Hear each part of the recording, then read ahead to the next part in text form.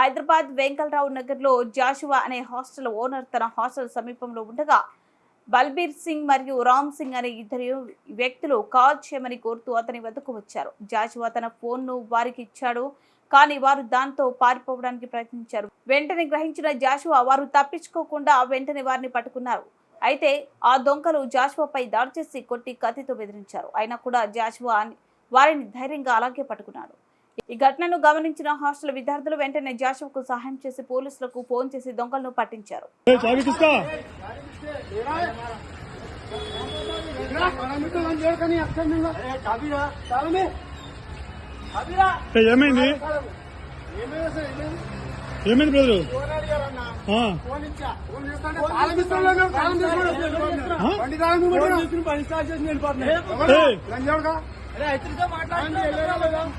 phone किधर ले रहे फोन తీసుకున్నారు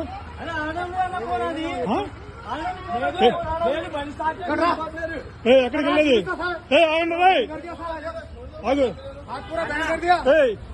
కత్తి పక్కన పెట్టు కత్తి పక్కన పెట్టు నికాలో హాస్టల్